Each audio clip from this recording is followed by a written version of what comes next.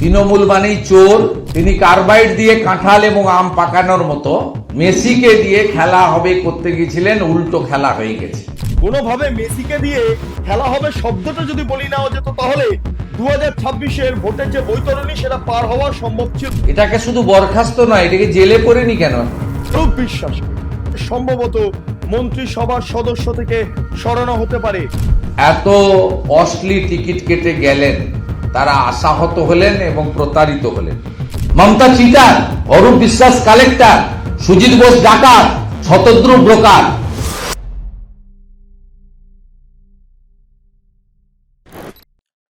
Messi কাণ্ড নিয়ে গোটা কলকাতা উত্তপ্ত। সাধারণ মানুষ, ভক্তরা তারা ক্ষোভ পোষণ করছেন। নেতা মন্ত্রীদের ভুঁড়ি দেখার জন্য তারা আসেননি। সল্টলেক স্টেডিয়ামে তারা এসেছিলেন মেসিকে দেখার জন্য, কিন্তু এক শ্রেণীর সেলফি লোভী নেতা মন্ত্রীদের চেলা চামুন্ডাদের জেরে আজকে তারা দেখতে পারলেন না মেসিকে, এবং মমতা বন্দ্যোপাধ্যায়কে জনরোষের মুখে যাতে না পড়তে হয় সেই জন্য মাঝ রাস্তা দিয়ে গাড়ি ঘুরিয়ে নিতে হলো। ভাবতে পারছেন কি ভয়ঙ্কর পরিস্থিতি। এই অবস্থায় দাঁড়িয়ে নতুন আপডেট, মমতা বন্দ্যোপাধ্যায় রাজ্যের মন্ত্রী স্পোর্টস মিনিস্টার অরূপ বিশ্বাসকে ফোন করে রীতিমতো ধমক দিলেন। কি করে একটা আনঅর্গানাইজড সিচুয়েশন তৈরি হলো গোটা সল্টলেক স্টেডিয়াম জুড়ে, এবং সেই কারণের জন্য এখনো পর্যন্ত আমাদের খবর পাচ্ছি বা যে খবর আমাদের কাছে এসে পৌঁছাচ্ছে, অরূপ বিশ্বাসকে সম্ভবত মন্ত্রিসভার সদস্য থেকে সরানো হতে পারে। স্পোর্টস মিনিস্টার যেই দপ্তর রয়েছে সেই দপ্তর থেকে। ইতিমধ্যে আমরা যেটা জানতে পারছি, নবান্নে মন্ত্রিসভার বৈঠক আর কয়েকদিনের মধ্যে হবে এবং সেখানে মন্ত্রিসভার রিশাফেলিং হবে, এবং অরূপ বিশ্বাসকে এই যে কাণ্ড তিনি ঘটিয়েছেন তার ক্ষতিপূরণ দিতে হবে এবং সেটা তাকে মন্ত্রিসভা থেকে সরতে হবে, এমনটা আমরা খবর পাচ্ছি। ইতিমধ্যে পুলিশ একজনকে গ্রেপ্তার করেছেন, কিন্তু অনেকজনের নামে এফআইআর হয়েছে। কোনোভাবে বিজেপিকে এখানে টানার চেষ্টা করা হচ্ছে। অশোক দিনদার ছবি পোস্ট করে তৃণমূল কংগ্রেসের তরফে বলা হচ্ছে যে বিজেপির একটা কৌশল ছিল গোটা স্টেডিয়ামটাকে ভ্যান্ডালাইজ করার বা এভাবে একদম ধ্বংসস্তূপে পরিণত করে দেওয়ার জন্য। কিন্তু আপনাদের জানিয়ে রাখি, যে বিধায়করা এই মুহূর্তে বিধানসভায় রয়েছেন শাসক বিরোধী, তাদের প্রত্যেকের কাছে একটি করে এই পাস গিয়েছে, অর্থাৎ মেসির মুখোমুখি তারা হতে পারেন। কিন্তু খুব তাৎপর্যপূর্ণ ভাবে আপনারা দেখুন, আপনারা ছবিগুলো যদি দেখতে পারেন, সৌরভ গাঙ্গুলি তিনি পেছনে দাঁড়িয়েছিলেন, তিনি কিন্তু সামনে আসেননি। অশোক দিনদার তিনিও পেছনে দাঁড়িয়েছিলেন, তিনি সামনে আসেননি। এসছেন কে? অরূপ বিশ্বাস। এবং আশেপাশে কারা ঘোরাঘুরি করেছেন? জুই বিশ্বাস, কালীঘাটের যারা ফ্যামিলির সদস্যরা রয়েছেন তাদের মধ্যে বেশ কয়েকজন, প্রত্যেকে ঘোরাঘুরি করছিলেন মেসির আশেপাশে এবং এমন ভাবে ঘিরে রেখেছিলেন মেসিকে দেখা যাচ্ছিল না। সেক্ষেত্রে দাঁড়িয়ে মেসিও অস্বস্তিতে পড়ে গিয়েছিলেন। অনেকে মনে করছেন যে যদি মেসিকে দেখানোরই ছিল, সাধারণ মানুষের উদ্দেশ্যে যদি মেসিকে আনারই একটা চেষ্টা করা হয়েছিল, তাহলে তাকে একটা হুটকোলা জিপ করে, জিপে চাপিয়ে গোটা স্টেডিয়াম ঘুরিয়ে নেওয়া যেত। এখানেই শেষ নয়, এর পাশাপাশি তার পায়ে ফুটবল দিয়ে, তার কিছু ফুটবলের কেরামতি দেখিয়ে মানুষকে খুশি করা যেত, যেটা হায়দ্রাবাদে হলো। আমরা দেখতে পেলাম যে সেখানে ফুটবল তিনি একটা করে কিক মারছেন ফুটবলে এবং দর্শকদের কাছে গিয়ে সে ফুটবল পৌঁছাচ্ছে। এর চেয়ে বড় প্রাপ্তি আর কি হতে পারে? এর আগেও দুবার মারাদোনা এসেছিলেন, একটা বাম আমলে একটা তৃণমূল আমলে। তৃণমূল আমলে যখন এসেছিলেন তখন স্পোর্টস মিনিস্টার ছিলেন মদন মিত্র। ভালো করে ওয়েল অর্গানাইজড ওয়েতে মারাদোনাকে আমরা দেখতে পেরেছিলাম তিনি কাজ করছেন। মারাদোনাকে একদম সামনে রেখে সাধারণ মানুষের উদ্দেশ্যে বড় বার্তা দিয়েছিল তৃণমূল কংগ্রেস। গেল এখানে সে সুজিত বসু সেই সময় মারাদোনাকে এনেছিলেন তার এলাকাতে। আরেকটা বিষয়, যদি আমরা সুভাষ চক্রবর্তীর সময় দেখি, শ্রমিক লাহিড়ী যিনি এই মুহূর্তে সিপিএম এর গুরুত্বপূর্ণ নেতা, তিনি গিয়েছিলেন মারাদোনার বাড়িতে। তিনি নিয়ে এসেছিলেন জ্যোতি বসুকে মারাদোনা একটি চে গেভারার যেই ছবি, সেই ছবি উপহার দিয়েছিলেন। ইত্যাদি বিষয় নিয়ে কথা হয়েছিল, চে গেভারা, ল্যাটিন আমেরিকার রাজনীতি, এবং তার পাশাপাশি মারাদোনা ফুটবল স্টেডিয়ামে এসেছিলেন। সেখানে তিনি বলের জাগলারি করেছিলেন, দেখিয়েছিলেন যে ফুটবলের কেরামতি কি। কিন্তু এখানে মেসিকে নিয়ে ছবি তুলতে এ রাজ্যের মন্ত্রীরা, মন্ত্রীর ঘনিষ্ঠরা, তাদের চেলাচামুন্ডারা এবং পাশাপাশি কিছু অভিনেতা অভিনেত্রীরা যেভাবে ঝাঁপিয়ে পড়লেন, সাধারণ মানুষ দূর দূর হতো, সাধারণ মানুষ কোনো কিছু যায় আসে না।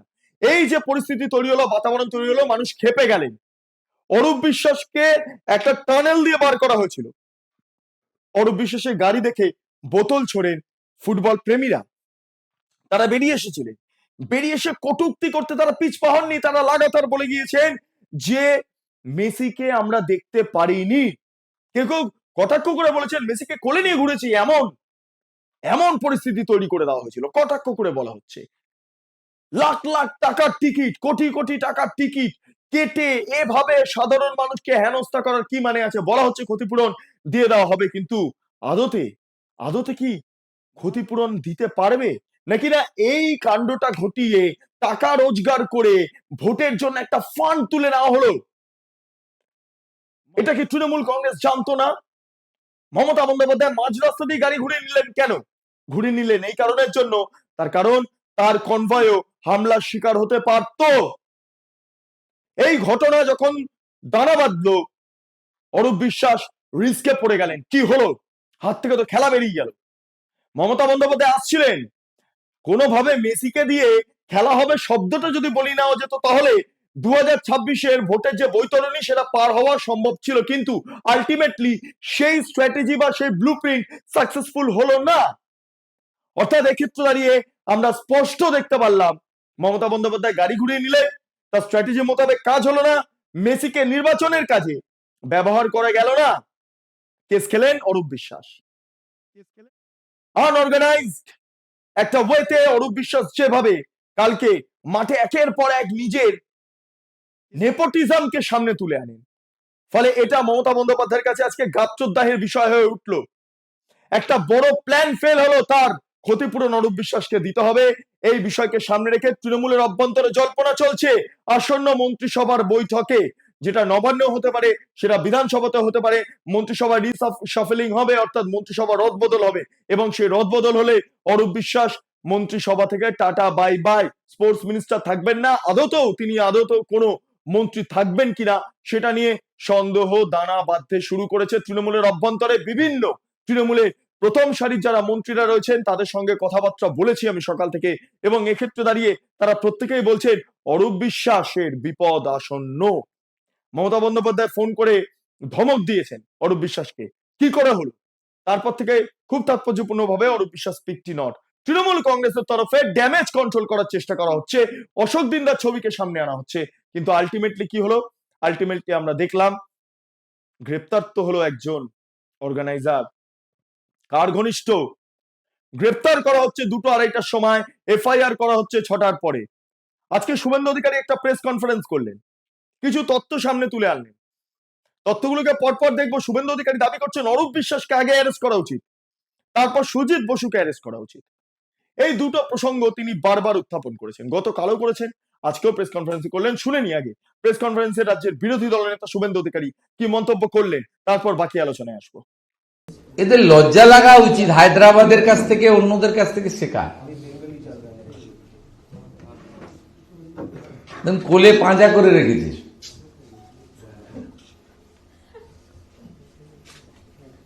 এটাকে শুধু বরখাস্ত নয়, এটাকে জেলে পড়েনি কেন এখনো? রেস্টুরেন্ট থেকে 45 লাখ, ভাবতে পারেন? আপনাদের পুরো সাংবাদিকতার জীবনে যোগ করলে বেতন হয়তো অনেকেরই হবে না। রেস্টুরেন্টে পৌঁছে গেছে তদন্ত করতে, ওখান থেকে 45 লাখ। তাহলে বাথরুমে গেলে কত পাওয়া যেত বুঝুন। আর ইনি বড় বড় কথা বলেন। আন্তর্জাতিক খ্যাতি সম্পন্ন একজন তারকা, ক্রীড়াক্ষেত্রের নক্ষত্র, তাকে এরা মনে করেছিল যে এদের ব্যক্তিগত সম্পত্তি এবং রাজ্যের সম্পত্তি। যে সমস্ত হাজারে হাজারে আমাদের যুব সম্প্রদায় এত কস্টলি টিকিট কেটে গেলেন, তারা আশাহত হলেন এবং প্রতারিত হলেন। কলকাতা পুলিশ তথা বিধাননগর পুলিশ তথা পশ্চিমবঙ্গ পুলিশকে সরিয়ে রেখে নিরপেক্ষ তদন্ত করা দরকার, এটা আমরা কাল থেকে বলেছি। অবিলম্বে সুজিত বোস এবং অরূপ বিশ্বাসকে বরখাস্ত এবং গ্রেপ্তারের কথা বলা হয়েছে, এবং সমস্ত অর্থ টিকিটের দাম হিসেবে মেসিকে দেখানোর প্রতিশ্রুতি দিয়ে যে অর্থ সংগ্রহ করা হয়েছে সেই অর্থ ফেরত দেওয়ার দাবি করেছি দ্রুততার সঙ্গে। আমি সব সংগ্রহ করেছি। Bidhannagar south PS case number 0216 dated 13/12/2025। Time of registration of FIR 6:35 evening 6:35 PM। Nature of FIR suo motu. Complainant Dipankar Bhattacharya, IC Bidhannagar south PS. Time of occurrence wrongly stated in FIR 12:30 থেকে 16টা।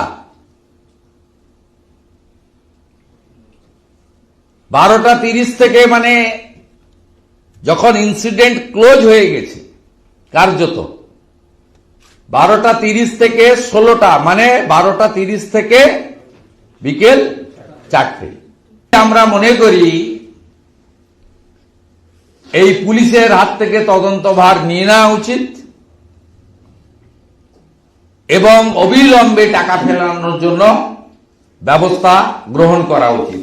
কার্বাইড দিয়ে যেমন ফল পাকানো হয়, তেমনি মুখ্যমন্ত্রীর ক্ষয়িষ্ণু জনপ্রিয়তা, তৃণমূল মানেই চোর,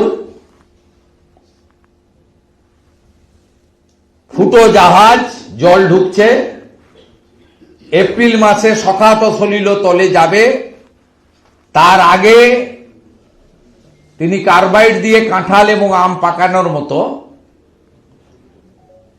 মেসিকে দিয়ে খেলা হবে করতে গেছিলেন, উল্টো খেলা হয়ে গেছে। 294 জন এমএলএ কেই একটা করে কার্ড দিয়ে এসেছিল, যারা বিধানসভা থেকে পেয়েছেন নিয়েছেন। আমার রুমেও একটা কার্ড দিয়েছে। আপনি কেন পশ্চিমবাংলার এত যুবকের ইমোশন নিয়ে খেলবেন? এই লোক ইনকাম গ্রুপের লোকের কাছ থেকে স্ন্যাচ করলেন, চিট করলেন। মমতা চিটার, অরূপ বিশ্বাস কালেক্টর, সুজিত বোস ডাকাত, শতদ্রু ব্রোকার। আপনারা শুনলেন শুভেন্দু অধিকারী বক্তব্য। আপনারা কি মনে করছেন অরূপ বিশ্বাসের যে ভূমিকা, সেই ভূমিকার জন্য ক্ষতিপূরণ কি দিতে হবে? তৃণমূল কংগ্রেস কি এইভাবে টাকা তুললো? আচ্ছা আপনারা ভাবুন তো, যারা টিকিট কেটেছিলেন তাদের কাছে টিকিটটাই মেন প্রমাণ। অনেকের আগের চোটে টিকিট ছুঁড়ে ফেলে দিলেন, ছিঁড়ে ফেলে দিলেন, ইত্যাদি ইত্যাদি ঘটনা ঘটে গেল। এই অবস্থায় দাঁড়িয়ে কি তারা রিফান্ড পাবেন, ক্ষতিপূরণ পাবেন? যে গাড়ি ভাড়া গেল, দূর দূরান্ত থেকে মানুষ এসেছেন বিপুল পরিমাণ গাড়ি ভাড়া খরচ করে, তারা কি সেই গাড়ি ভাড়া পাবেন? এত পরিমাণ টাকা লুট হলো কি করে? সবচেয়ে বড় কথা হলো, রাজ্যের মুখ্যমন্ত্রীকে মেসির কাছে ক্ষমা চাইতে হলো। রাজ্যের কতটা অপমান বুঝতে পারছেন? এক আন্তর্জাতিক প্লেয়ারের কাছে ক্ষমা চাইতে হচ্ছে।